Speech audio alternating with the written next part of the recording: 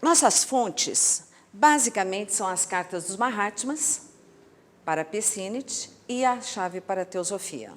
Tá? E alguns outros escritos de Blavatsky, mas são nesses três volumes, que se encontra mais detalhadamente esse tema intrigante. Né?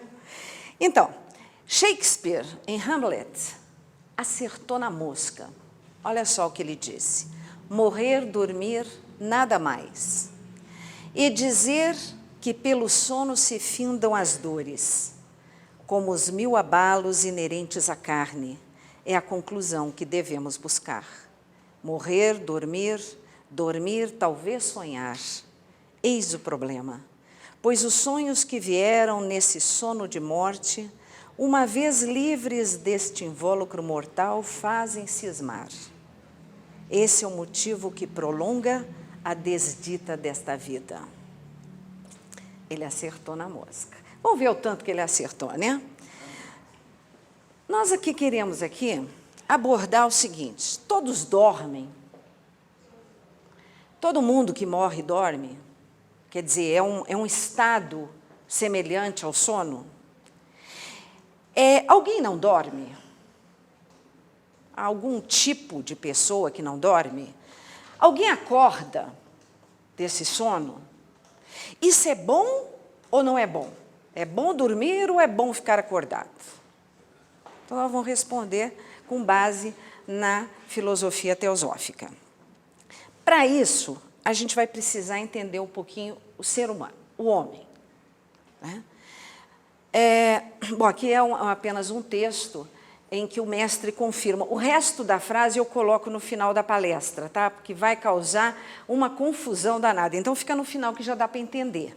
Né? Sim, as vítimas. Aqui, no caso, ele está se referindo às vítimas de acidentes. Mas ele confirma, sim, as vítimas, sejam boas ou más, dormem e acordam somente na hora, só no final. Então, para entender o homem, tem essa explicação na chave para a teosofia que é muito esclarecedora. O homem é uma correlação de poderes espirituais, assim como forças químicas e físicas, colocadas em funcionamento pelo que chamamos princípios. Vamos destrinchar um pouquinho esse texto. O homem são forças químicas e físicas, invertendo, junto com os poderes espirituais, e essa mescla se correlaciona através dos princípios. Então, vamos entender esses princípios. São 7 os princípios, porque tudo na natureza é cétupla. O cosmos é cétuplo, a natureza física é cétupla, o ser humano é cétuplo. E ali estão alguns segredinhos que a gente pode dizer é uma chave para a gente abrir essa porta do entendimento, que outros não trazem. Então, vamos lá. Os 7 princípios do homem.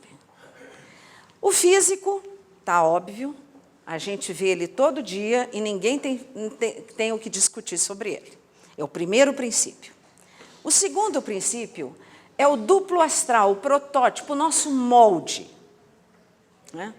Se a gente morre, ele fica lá do lado. Se a gente leva 1 ano para decompor, ele leva 1 ano para decompor.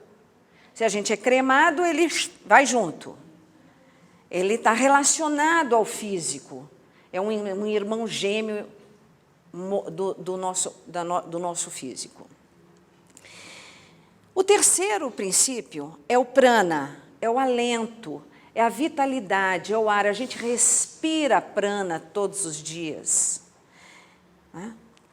Então, esses são os 3 primeiros princípios e a gente tem uma certa familiaridade com eles, principalmente com o prana e com o corpo físico. Agora vem um segredinho. Esse ninguém conta. Quarto princípio, a alma animal. Kama, aqui estão os nomes em sânscrito, né? Normalmente, aqui na Sociedade Teosófica, a gente, no corpo físico, não usa o termo em sânscrito, no duplo astral também a gente não usa, mas a partir do prana a gente começa a usar. A gente começa a criar familiaridade com o termo em sânscrito. Então, kama, alma animal, é aquele princípio responsável pela nossa sobrevivência. O animal também tem. Só que o animal, diferentemente do homem, se ele está precisando se abrigar, kama é a alma animal que lhe dá esse impulso, essa necessidade que cria nele a noção de que ele precisa se abrigar. Se ele precisa de comer, é esse princípio que vai, além do estômago roncando, esse princípio que vai levá-lo a buscar alimento. Mas no ser humano, o ser humano tem um probleminha técnico. O ser humano comete excessos. E a alma animal, então, passa a ser o inspirador, aquele que impulsiona desejos que estão submetidos a excessos. A gente não precisa de uma casa, a gente precisa de uma mansão. A gente não precisa de um carro, a gente precisa de um Mercedes-Benz. Normalmente é assim que funciona. Graças a quê? A kama, graças à nossa alma animal. Agora vem outro segredinho, que está também em azul. Quinto princípio, o princípio pensante, o princípio mental, chamado manas, que tem uma característica interessante. Ele é tanto superior quanto inferior. Por que isso?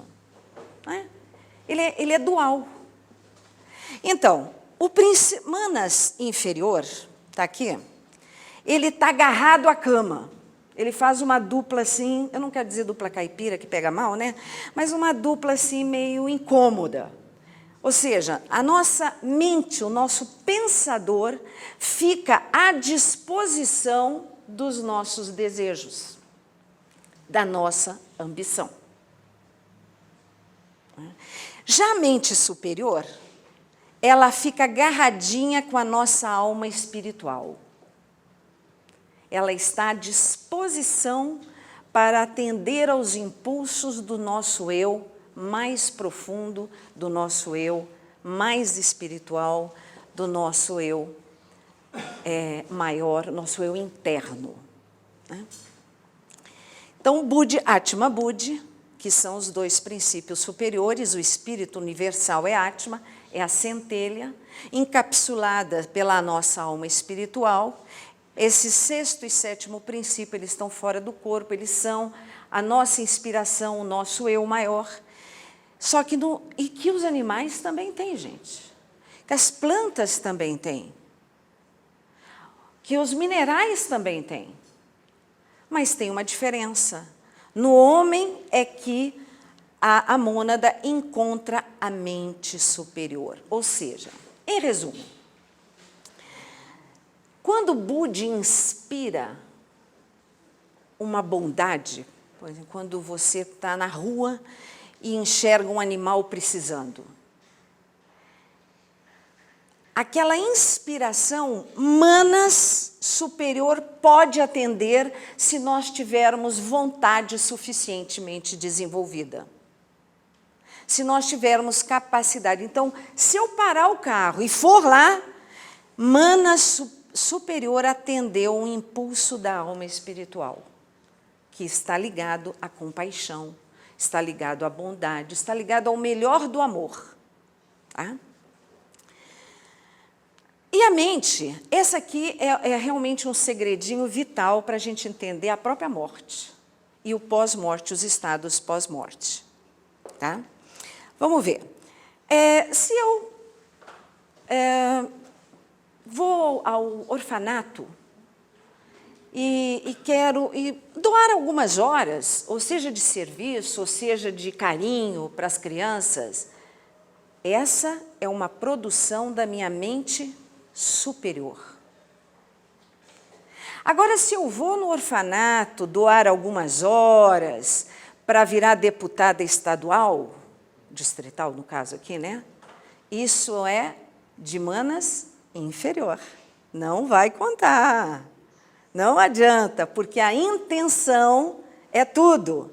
Se a intenção do gesto for uma intenção ligada à bondade, à compaixão, ao amor, é manas superior que está funcionando. Se não for, é manas inferior que está funcionando. A joinha que eu comprei, os brinquinhos de ouro que eu comprei, quem foi que comprou? Manas inferior. A casa que eu comprei, quem comprou? Manas inferior. Mas quando eu sento para estudar sobre espiritualidade, é mana superior que está sentado. Não, isso não é inferior. O dinheirinho que eu tenho guardado, gente, é manas inferior, tá? Meu cama manas. Dinheirinho guardado é cama manas. E aí a gente vive numa situação complicada, numa época complicada, porque é uma época materialista. Ele insufla essa dupla aqui, manas, cama, manas. Vocês vão ver que se vocês ficarem de vigia no que vocês pensam o dia inteiro, vocês vão ver que vocês pensaram 80% em coisas materiais. É a comida, é o fulaninho que tem a conta para pagar, é não sei o quê. 80% está aqui e 20% está ali. E olhe lá, né? O que Blavatsky fala desse eu superior, desse mana superior, desse homem superior e desse homem inferior? Aqui, está na chave para a teosofia.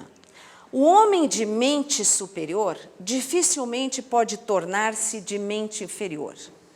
O homem muito intelectual e mentalmente espiritual é separado por um abismo do homem mentalmente obtuso, insensível e material, senão homem de mente animal. Porque cama é a mente animal.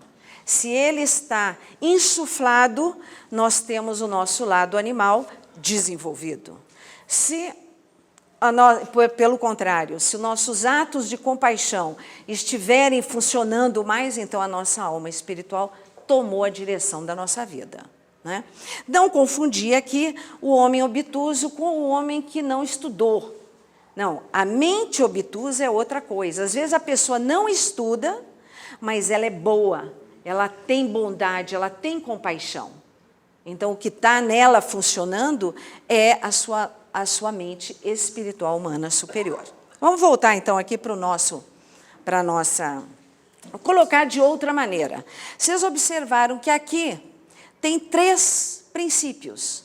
Isso, então, é a nossa individualidade.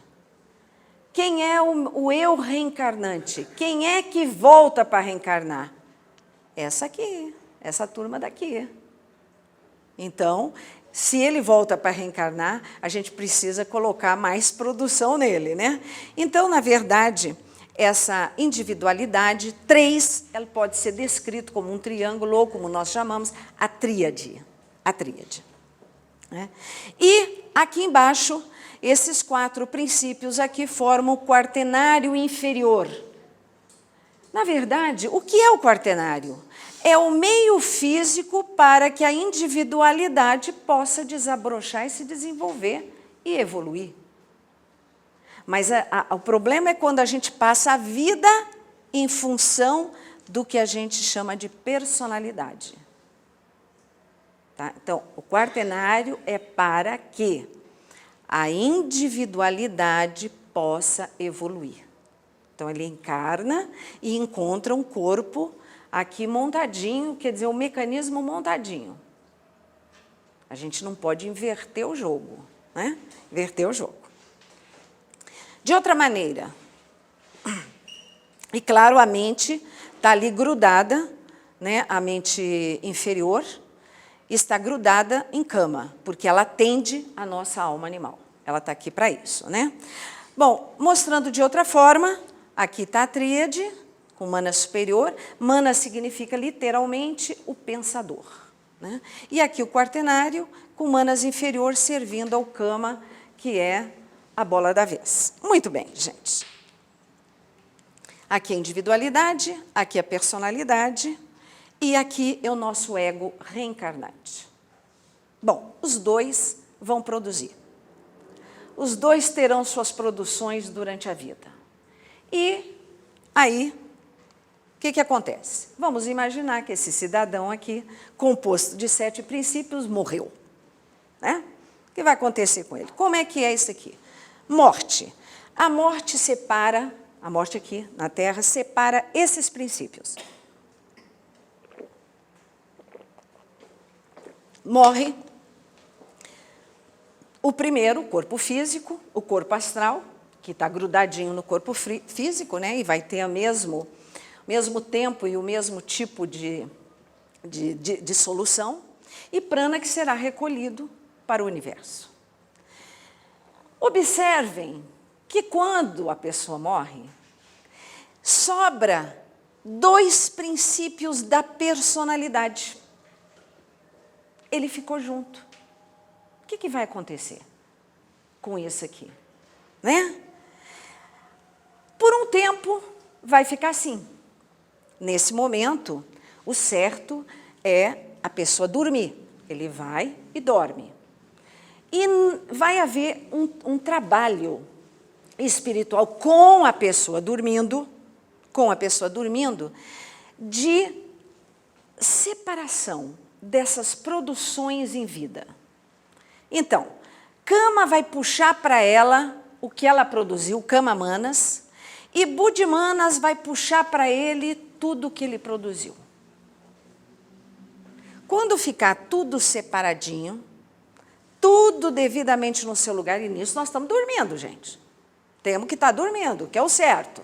Dormindo e, de preferência, sonhando coisa boa. Tá? Separa. Quando separou, ocorre o chamado segunda morte. Que é o quê? É a separação, o desacoplamento do restante da personalidade, desses dois aqui.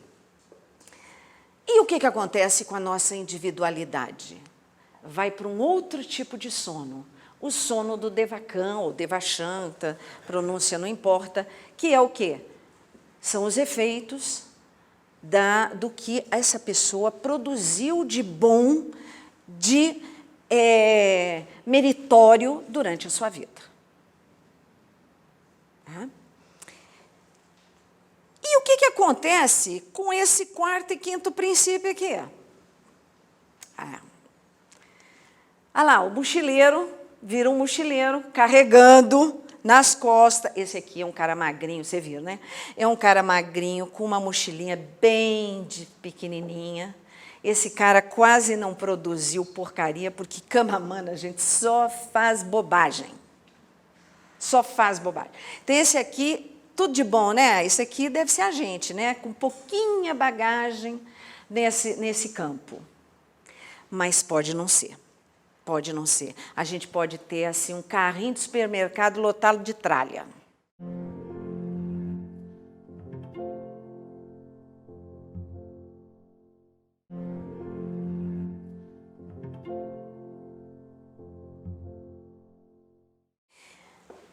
Essa separação, Buddhimanas levando tudo que ele produziu e Kama Manas puxando a tralha para baixo, né, puxando para ele, é um tempo que vai variar conforme a quantidade de coisas que estão aqui. Então, a pessoa que é viciada em drogas, viciada em jogo, tem N vícios, esse carrinho dela é uma montanha. É uma montanha. Muito mais difícil separar. Muito mais tempo separar. Só para a gente entender um pouquinho agora, é isso aí que foi dito dentro do aspecto pós-morte, dentro dos tempos e dentro das fases, né? Então, na vida, que é o azul aqui, é a vida, que é o mundo das causas, aqui é o estado pós-morte, mundo dos efeitos. A gente faz as coisas aqui, mas os efeitos são lá. Claro que tem efeito aqui também, né? A gente sabe. Aqui é o mundo da objetividade, aqui é o mundo da subjetividade. Por que eu estou dizendo isso? Porque muitas vezes nós encontramos o texto em que a Blavatsky fala, no mundo da subjetividade, você já sabe, é o pós-morte. Mundo da objetividade é a vida. Tá? É na vida que nós temos o cérebro, onde se acopla a mente, onde nós temos livre-arbítrio para fazer as nossas opções. Aqui existem escolhas conscientes. Quer dizer, nem todas, né? Mas a gente faz um esforço para que sejam. Então vamos pegar aquele mundo do pós-morte e dividir ele agora nos 3 estágios. Né? Tá aqui. Bardo é o período entre a morte e o renascimento. Então, ele tem 3 estágios. O primeiro estágio é aquele da morte. Morreu, vai a personalidade junto, né? Aquela cama manas junto, vai para onde? Vai para onde chama-se cama louca. Por que cama louca? Cama, local, louca é local. Local de cama.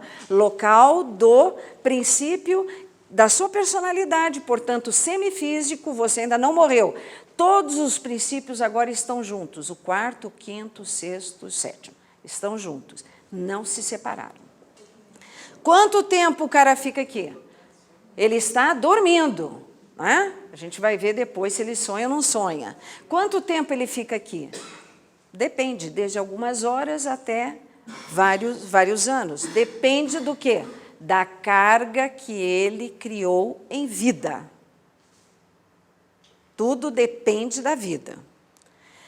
Aqui, no 2, que ele é chamado o período ou estágio de gestação. Aquela figura do separar as produções.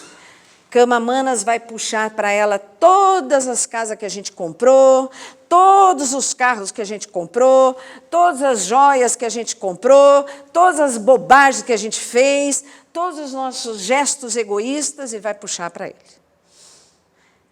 E Budi Manas, a parte superior, vai puxar toda a bondade que nós fizemos, toda a compaixão que nós sentimos, todo o amor que nós vivemos. Né? E chama-se gestação. Culmina com a segunda morte, que é o momento que separa aqueles princípios da personalidade com os princípios da individualidade. E aí, o que acontece com a individualidade? Né? Sim, agora eu vou completar aqui aquela frase, porque agora já dá para entender a frase. Sim, as vítimas, sejam boas ou más, dormem e acordam somente na hora do julgamento final. Não é um tribunal de inquisição não, tá, gente? Julgamento final é a separação. Só isso. Por quê? Por que isso é julgamento? Por que ele usou essa expressão? Porque vai ficar um montante de um lado e um montante de outro. E a gente vai ter o destino definido por esse montante. Tá? Que é julgamento final, que é aquele momento de luta supremo do 6º e 7º. 6º e 7º o quê? Princípios. Né? Contra o 5º e o 4º, contra Cama Manas, no portal do estado de gestação. Né? Então, isso não é um tribunal da Inquisição, gente, nós estamos dormindo ainda, estamos dormindo, bonita ainda, tá? Estamos dormindo. E dormindo continuaremos. Agora, o que é que vai para o Devakan? Devakan não é um lugar. Quando a gente diz vai para o Devakan, vai para o estágio do Devakan, esse terceiro ponto aí. E esse 1, 2, 3 aqui parecem iguais, mas não são em tempo, tá? É só uma forma didática de colocar. Não tem nada a ver com o tempo semelhantes. Esse tempo aqui é muito maior do que esse tempo aqui. Pelo menos 10 vezes maior. E qual é a parte de nós, dos nossos princípios, então, que entra em estado de consciência chamado Devakan? A nossa tríade, o nosso eu espiritual. Cama Manas não entra aqui. Cama Manas fica igual o mochileiro, né? Igual o mochileiro lá perambulando sem memória, com algumas reminiscências e a tendência a acabar. Mas atenção, a mochila fica e vai nos encontrar na próxima encarnação.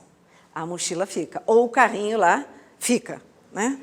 Então, o que é o Devakan? O que é? Essas palavras são exatas do que está na bibliografia, só que eu separei da frase, né? Paraíso feito de ideias. Aqui nós vamos reviver as nossas afeições, preferências, não preferência do cama louca. A sua casa que você gostava não está lá. São as preferências do nosso eu interno. As nossas ações meritórias e os nossos pensamentos pessoais. Um filósofo, ele tem o lugar onde ele vai expandir a sua capacidade de pensar é no Devakan. Devakan não é só um lugar para você ter uma recompensa, não é só isso. A vida será vivida em êxtase, sem aflições. Parece um sonho? Sim, parece um sonho.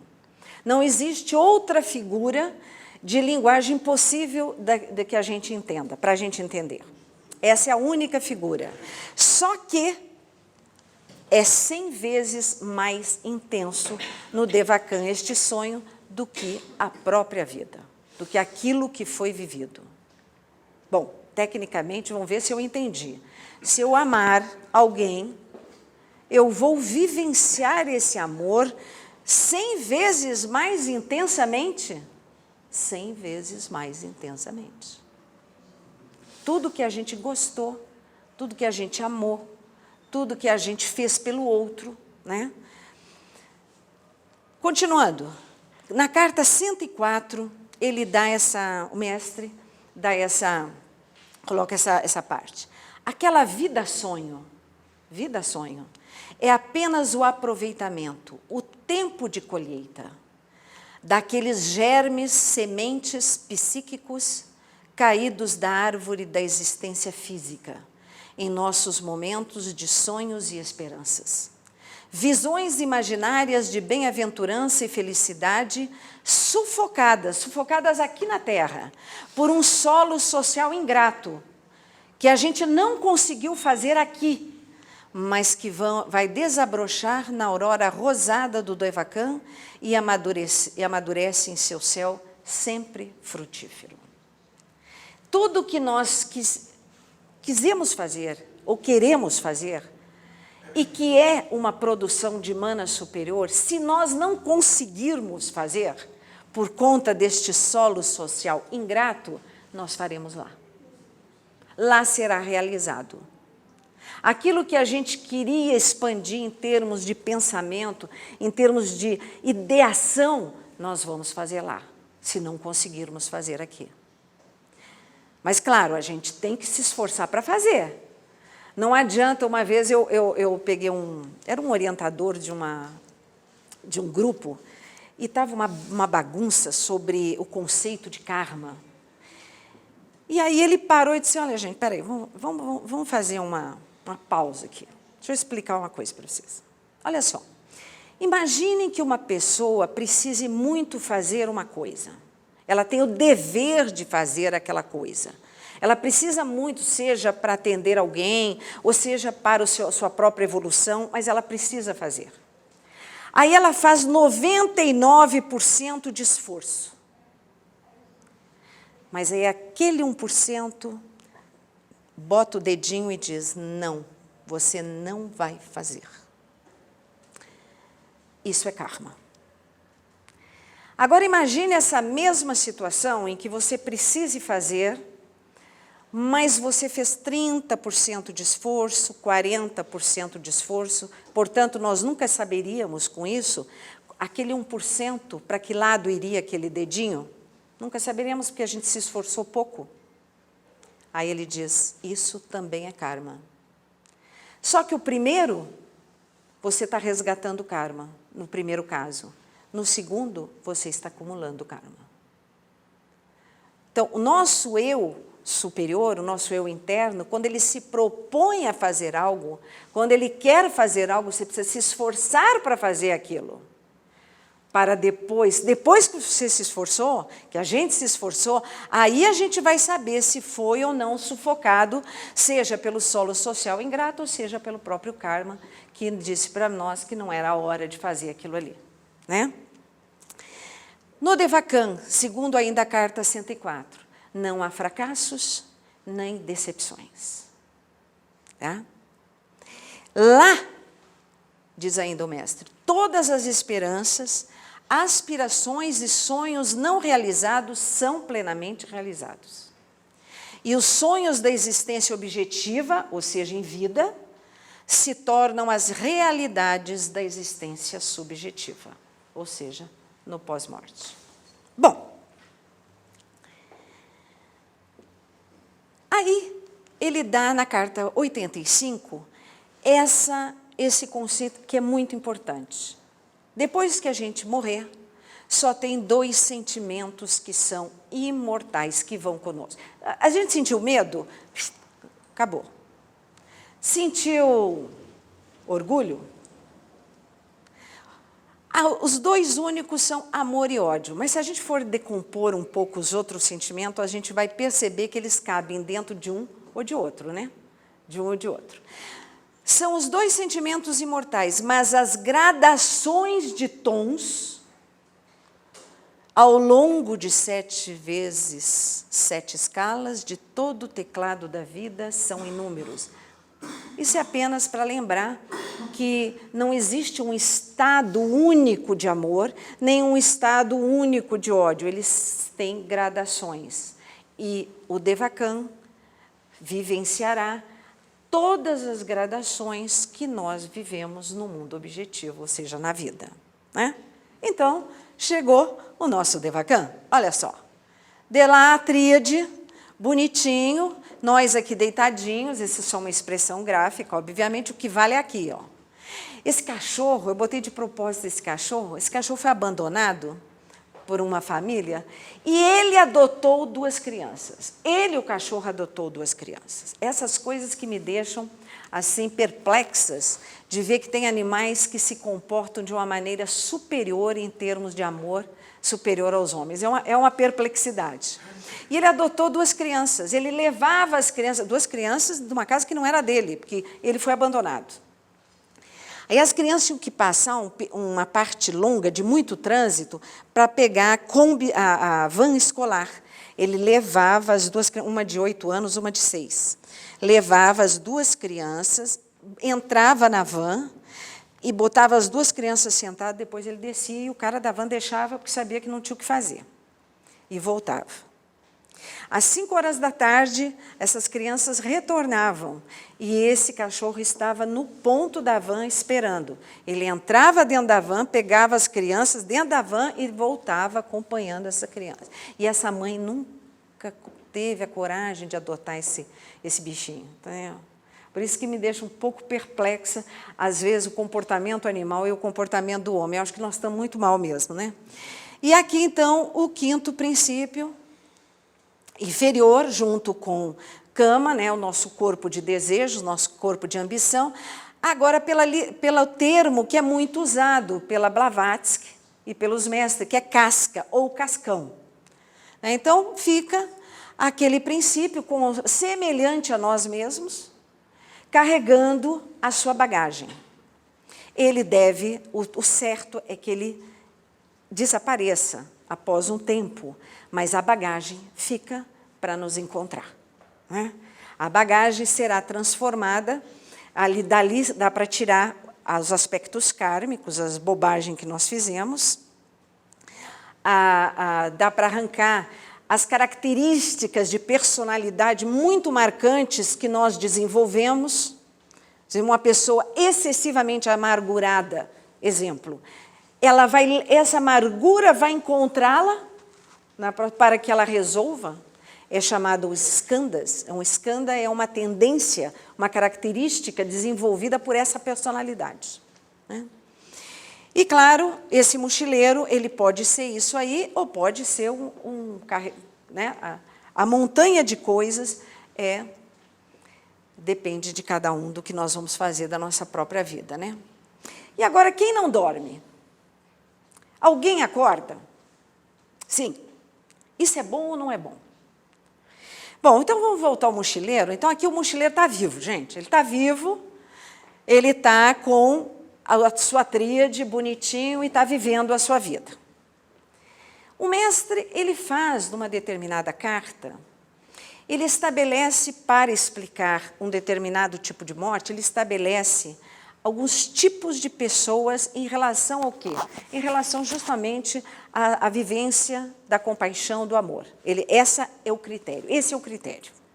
Então, ele vai colocar os bons e puros. Então, os bons e puros morrendo, eles vão dormir um sonho, naquele primeiro momento, né, do cama louca, até antes de entrar no Devakan, e é óbvio que existe um Devakan, porque se ele é bom e puro, vai ter um Devakan. Dormem e sonham com a sua realidade como se sequer tivesse percebido a morte. Eles nem percebem que morreram. Tá? Dormem e sonham.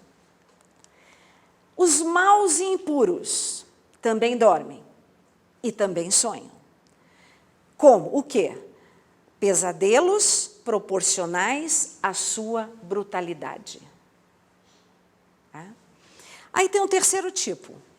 Nem muito bons, nem muito maus, que ele coloca como sendo a maior parte da humanidade. Esse tipo, depois ele coloca outros, assim, que é mais para destrinchar, esclarecer, né?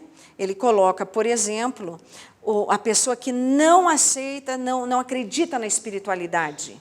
Ele acha que morreu, acabou. Morreu, acabou. Ele vai colocar o medíocre. Medíocre. Aquela pessoa que não viveu direito, que tudo nela foi medíocre. Vai colocar um detalhamento dos maus e impuros, que são os cruéis e os monstros.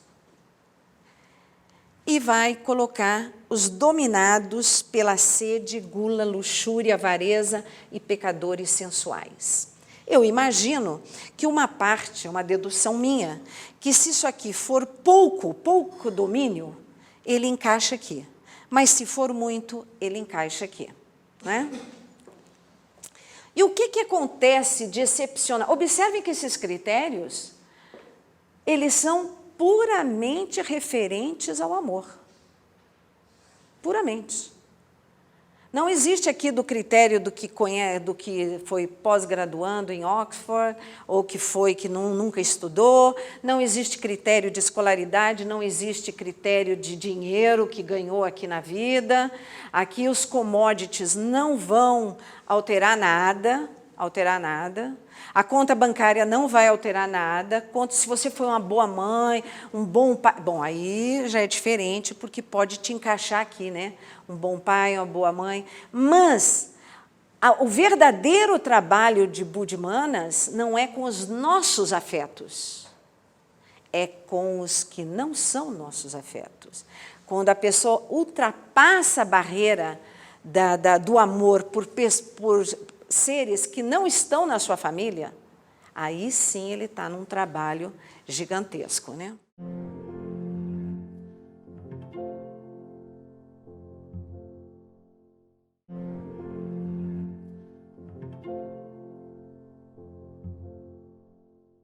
Aqui, os nem muito bons, nem muito maus, eu fiquei muito tempo imaginando o que seria exatamente isso. Nem muito bons. Bom, nem muito bons porque eles praticam provavelmente algumas bondades com seus filhos, sua família, seu pai, sua mãe, mas eles não são muito bons. Não são muito maus porque eles praticam algumas maldades, mas não excessivamente. Duro é que eles colocarem a maior parte da humanidade dentro desse critério aqui, né? Será que seria aquela pessoa, e a gente já viu isso, eu não faço mal, então automaticamente eu sou uma pessoa boa? Acho que não, né? Acho que pensar assim é meio complicado. O egoísmo, né? O egoísmo mais intenso, isso aqui é puramente uma pessoa vivendo com o seu Kama Manas em ação, né? Kama Manas em ação. Bom, essa turma aqui, e a gente tem que correr dela, nós temos que cuidar para não estarmos encaixados aqui, Aqui tem gente que acorda. Alguns dormem com sonhos, outros dormem sem sonhos e alguns acordam. E aí entra uma característica que vai complicar a história. A palavra tanha, ou eu falo em português tanha, que fica mais fácil, né? Tanha é o desejo de viver. Então, eu fico imaginando esses nem muito bons, nem muito maus, o que acorda e tem um tanha elevado, porque se ele tem vícios que vieram da vida, aqueles vícios da sede, porque essa sede aqui, gente, não é de água, né? Todo mundo entendeu, né, a sede. Então, uma pessoa que tem vícios, ela fatalmente terá um tanha, nesse aspecto, desenvolvido. Então, ela vai procurar se satisfazer. Então, ela poderá encontrar um novo conjunto de karma. Né? Outro que não vai dormir, os suicidas.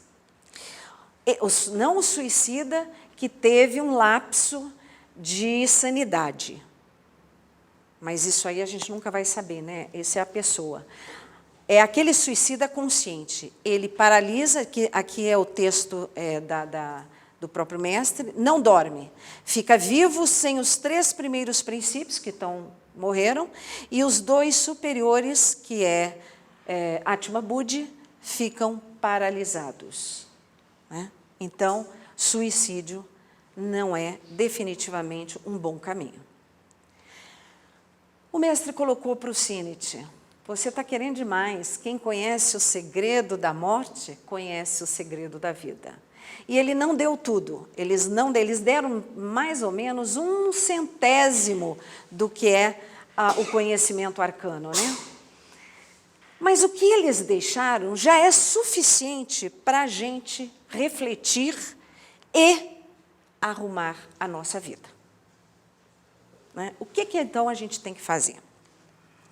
A gente precisa atuar em 3 frentes diferentes. A primeira delas é reforçar o nosso humano superior. É ele que tem que trabalhar. Nós estamos nessa vida para nos evoluirmos. E quem vai evoluir é nossa tríade, não é a nossa personalidade. Nossa personalidade acaba, cada morte vem outra e outra, porque a nossa personalidade é a estrutura que a tríade precisa, que o nosso eu interno precisa para se desenvolver, para evoluir. Só isso. Então, precisamos reforçar o mana superior. E qual é a linguagem? O que significa isso? O mestre dá 3 dicas na carta 15. Fazer o bem, primeira coisa. Fazer o bem. Altruísmo, está aqui. Tá? Como é que diz o ditado? Fazer o bem não importa quem, né? O segundo, conhecimento. Aquele conhecimento que alimenta a alma espiritual. Ele coloca, os termos que ele coloca é o estudo do conhecimento arcano a partir dos elementos rudimentares, que é tudo que a gente consegue dissecar, né? E o terceiro é a meditação. Mas não é só isso, não é só isso. Nós temos o problema de limpar o carrinho ou limpar a mochila. E temos o terceiro, que é não gerar mais produções para o carrinho e para a mochila. E aí, a gente tem que cuidar também a nossa ética e moralidade e os nossos sentimentos. Kama Manas produz sentimentos egoístas. Egoístas. Como orgulho, por exemplo. Orgulho é um sentimento basicamente inferior. É a satisfação, o prazer exagerado com o nosso próprio valor. E nos leva a ter uma visão de nós mesmos completamente fora do padrão. Então, o sentimento, purificar os nossos sentimentos, melhorar o amor e ódio, a lembrar do amor e ódio. Então, o que é amor? Amor é respeito. Amor, preconceito cabe dentro desse amor? Não cabe. Não cabe. Então, lidar com os nossos preconceitos, né? Lidar melhor, prestar atenção em nós, para a gente se perceber e para a gente se consertar, né? Se consertar nesse aspecto. É desenvolver tudo aquilo que está ligado à mana superior. Viu o cachorrinho na rua? Presta atenção, vê se dá para parar. Ah, mas aí vem Cama Manas vem com a seguinte conversa. O que meu marido vai dizer? Não vai deixar. Não vai deixar. Ah, mas eu estou indo para o trabalho, não vai dar para fazer isso agora. Às vezes é real? Às vezes é real. Mas não são 100% das vezes não é real. Não dá, não é assim. A gente tem que deixar que os impulsos que vêm de Budi sejam acolhidos dentro da gente. Acolhidos. E aí, além disso, desenvolver a ética e também trabalhar com a moralidade. Nas 5 primeiras cartas, o mestre fala da moralidade universal. O que é moralidade universal? É a prática universal de uma ética, que é comum de todos. Porque a moralidade ela é afetada pela época, pela cultura, né, pelo tempo, mas a moralidade universal que ele está se referindo é aquilo que serve para todo mundo, em qualquer país, em qualquer lugar, em qualquer tempo. Respeito, por exemplo, é uma ética que pode ser praticada em qualquer lugar. Né? Quem tem preconceito tem que jogar no lixo o seu preconceito de qualquer maneira, seja lá ele qual for. Eu me lembro de uma palestra que eu assisti até pelo vídeo, era um pedacinho do vídeo, e o palestrante era homossexual. Era teosofista de uma outra cidade. Aí ele puxou aquele mantra da unidade da Blavatsky, que diz assim, ó luz oculta que brilhas, né? O amor oculto. Então, ó luz oculta que brilhas em cada átomo. E aí ele faz a seguinte reflexão, a luz oculta só brilha nos átomos dos heterossexuais? Ou será que a luz oculta vai em todos os átomos do universo? Eu achei tão maravilhosa essa reflexão dele, porque ele disse o óbvio, mas a gente nem sempre está pronto para o óbvio, né? Nem sempre a gente acolhe o óbvio, que é a grande vantagem do poeta, né? O poeta é aquele que diz o óbvio, que a gente não consegue pensar, né? Então, essa moralidade, essa ética, os sentimentos, e assim nós vamos merecer um sono reparador e colher, fazer aquela colheita até que chegue e construir, o mais importante, construir a próxima vida. Eu queria deixar essa última citação dos mestres. Nós próprios criamos o nosso Devachan. Aliás, nós próprios criamos o nosso sono desde o primeiro momento que a gente morre. Enquanto ainda estamos na Terra. Tá? Então é isso, gente.